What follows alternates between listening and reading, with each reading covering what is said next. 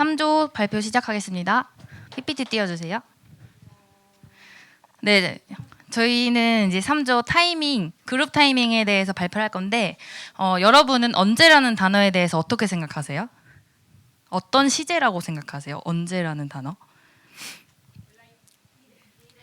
네, 언제 할 것인가 라는 시제는 바로 미래 시제입니다.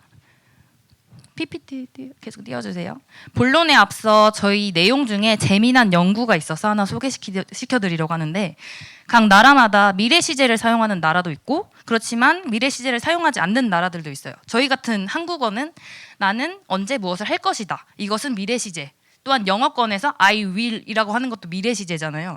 그렇지만 저희는 미래 시제를 사용하고 있어서 그게 너무 당연한데, 중국어권을 가면 미래 시제가 따로 없대요. I will이라는 단어가 없고 내가 미래에 뭘 하려고 해도 나는 한다 라고 말을 한다고 하더라고요. 그래서 이 미래 시제를 왜 얘기를 하냐면 이 미래 시제를 사용하는 나라에 비해서 미래 시제를 사용하지 않는 나라들이 내 미래를 훨씬 잘 준비한다고 합니다. 왜냐하면 우리가 미래 시제를 사용하는 우리를 생각을 해봤을 때 지금 나와 그 미래의 사람은 다른 사람인 거예요. 내가 지금 안 하지만 나는 미래에 이걸 하고 있을 것이다. 근데 내가 미래에 가면 그걸 하지 않겠죠. 내가 변화되지 않으면.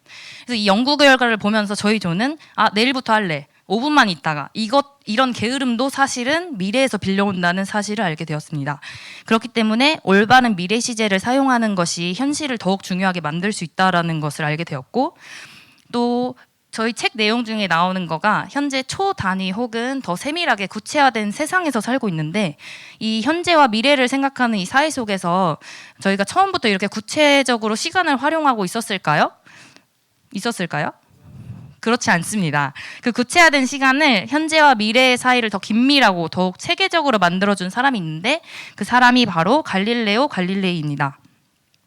네, 이 사람은 일반적인 시계에 줄을 달아서 초시계라는 것을 발명했습니다.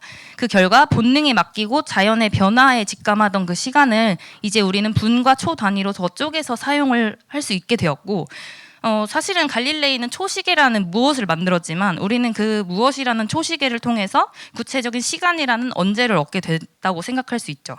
그렇다면 우리는 갈릴레이가 만들어진 그 구체적인 시간을 어떻게 효율적으로 사용할 것인가, 이것이 우리 삶에 남겨진 과제라고 할 수 있습니다. 즉, 어떻게 현실을 더욱 중요하게 생각할 수 있을까. 그래서 저희 조가 제시하는 그룹 타이밍에 대해서 알아보고자 합니다. 우리가 살아가는 사회는 구조적으로 혼자 살아갈 수 없도록 시스템화되어 있습니다.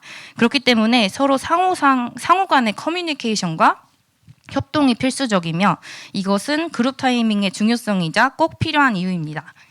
간단하게 목차를 보도록 할게요. 그룹 타이밍으로 중요하게 다루는 3가지 사례들이 저희 책 그 본문에 나와요. 그래서 그거를 분석과 함께 비교하며 결론까지 도달해 보도록 하겠습니다. 네, 첫 번째로 다바왈라라는 도시락 배달입니다. 혹시 아시는 분 있으세요? 다바왈라? 다들 보셨죠? 다바라는 도시락통을, 그리고 왈라라는 그 이동하는 수단이라는 그 합성어를 통해서 도시락 배달하는 그런 인도에 있는 좀 특별한 직업군인데요. 이 다바왈라는 이 사진에 보이는 것과 같이 매일 20만 개가 넘는 도시락을 배달하는 사람들을 일컫는 말이고요. 이거를 잘 이해를 하기 위해서 저희가 인도의 배경을 한번 생각을 해볼게요. 인도는 도로에 사람이랑 자동차랑 소랑 다 같이 다니는 거 아시죠? 제가 초등학교 때 선생님이 그 동영상을 보여주는 거 보고 사실 좀 충격을 받았는데, 우리처럼 이렇게 도로 인도가 나눠져 있는 것이 아니라 그 길에 차랑 소랑 사람이랑 다 같이 다녀요. 그래서 엄청나게 그렇게 복잡한 곳인데, 그 도로에서 도시락을 배달을 해야 되는 거예요. 근데 이 사람들은 한 번도 늦은 적이 없대요. 어떻게 그렇게 할 수 있었을까? 그들이 뭐 타고났을까요? 아니면은 그런 거에 대해서 엄청난 훈련을 했을까요? 이 책에서는 그것이 아니라고 말을 합니다. 오히려 이 직업군을 하는 사람들은 문맹들, 글을 읽지 못하고 글을 배우지 못한 사람들이 주를 이루고 있고, 또 학력도 낮은 게 아니라 거의 없다고 보시면 됩니다. 우리에게는 정말 흔한 이 스마트폰도 이 사람들은 가지고 있지 않아요. GPS나 뭐 지도 앱이나 이런 것들 아무것도 가지고 있지 않습니다. 그러면 어떻게 그럴 수 있었을까요? 이들은 철저하게 정해진 그 페이스에 맞추기 때문에 가능하다는 것이었습니다. 첫 번째로 외부와 페이스를 맞추고 있는데요. 이 사람들은 시간에 대해서 페이스를 맞추는데 열차 시간표에 대해서 맞췄습니다. 도시락을 배달하기 위해서 이 사람들이 수거를 해서 그거를 이제 직장인들, 도심에 있는 그 직장인들에게 가기 위해서 열차의 시간표가 있는데 그들의 외부 페이스를 맞추는 절대적인 보스로 복종을 했습니다. 네, 또 다른 하나는 그룹 내 페이스. 이 그룹 타이밍에 싱크로하는 모습을 볼 수 있었는데요. 이 책에서 중요하게 본 부분은 바로 소속감이었습니다. 그들은 직업의 만족도와 성취감을 상승시킬 수 있는 소속감, 협동의 요소로 3가지를 제시를 하는데요. 암호, 복장, 접촉입니다. 첫 번째, 이 해괴망측한 암호를 한번 봐주시겠어요? 사진과 비교해서 한번 보시면 사실 여기는 여러 가지 정보가 담겨 있습니다. 도시락을 수거해온 동네에서부터 도착역, 이 도시락을 담당할 다바왈라, 또 도착지까지 서로만 알아볼 수 있는 이 암호는 동료의식을 불러일으키고 서로의 행동을 예측하고 이동 경로를 조정하며 확실하게 출발부터 목적지까지 나아갑니다. 저희랑 비교를 해보자면 우리는 뭐 묵상을 하는 거를 생각할 수 있고 우리만의 그 그리스도적 단어, SAP 뭐 이런 걸로 해석을 할 수 있겠습니다. 두 번째로는 복장. 이거는 저희가 많이 경험을 해봤죠. 저희가 십자가 캠프를 가거나 아니면은 이제 바이블리를 할 때에도 우리가 복장부터 맞추잖아요. 뭔가 특송을 할 때에도 색깔을 맞추고 옷을 맞추는 것처럼 우리가 같은 색의 옷만 맞춰 입어도 더욱 유대감이 생기고 또 이들은 자신의 정체를 다른 이들에게 내가 이 그룹에 속해 있다라고 알려줄 수 있습니다. 마지막으로는 신체 접촉입니다. 배달을 하면서 서로 부대끼고 하이파이브를 하거나 등을 두드려주는 행위들로 그 촉각의 그런 행위들은 언어보다 앞서 사람을 발달하게 해줄 수 있었던 그런 감각기관이라고 합니다. 이 작아 보이는 신체 접촉이 소속감을 높여주는 또 다른 수단이 되어서 협동심을 증가시키고 더 좋은 성적을 산출시키는데 저희랑 비교를 해보자면 우리는 진짜 신체 접촉이 있을 수도 있지만 남을 위해서 중보기도를 해준다든지 그런 내 믿음을 통해서 나의 그런 신앙을 통해서 그들을 독려해주고 북돋아줄 수 있는 그런 힘이 있다고 생각합니다.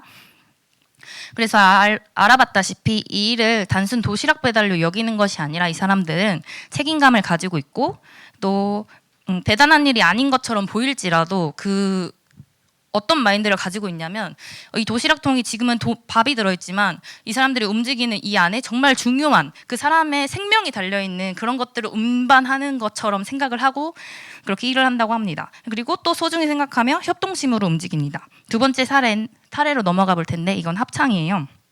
이 책에서 소개하고 있는 워싱턴 의회 직원들이 구성한 아마추어 합창단에 대한 이야기인데요. 서로 다른 직업, 다른 나이, 심지어 전문가는 한 명도 없는 사람들이 약 100명이 모여서 다 같이 노래를 조화롭게 부릅니다. 전혀 잘할 수 없는 조합인데 어떻게 하모니를 이룰까요? 바로 다수를 이끄는 보스, 지휘를 담당하는 책임자의 지시를 따르고 합창도 또한 하나의 주제로 심장 박동수, 목소리, 온 집중을 모아서 하나의 하모니를 만들어낼 수 있습니다. 마지막 사례로는 조정 경기가 있습니다. 넘어가 주세요. 조정 경기는 배에 9명이 타는데 그 9명 중에 단 한 사람만 목적지를 바라볼 수 있고 다른 사람들은 등을 돌리고 있어요.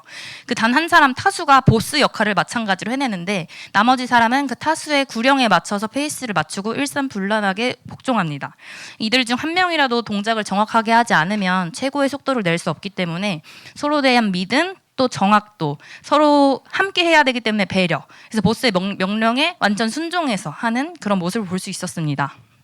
네, 그래서 결론에 대해서 얘기를 하자면 저희가 이 파트에 대한 핵심 정리를 했는데 저희가 이제 배우고 있는 사무엘상이랑 연관지어서 생각을 한번 해봤어요. 아시다시피 저희는 1주차에 마이너스 60점이라는 대단히 큰 감점을 받고 시작을 해서 저희에게 2가지 선택이 있었습니다. 남은 시간 동안 우리가 그냥 자포자기하고 우린 마이너스를 먹었으니까 승리할 수 없어라는 생각을 할까?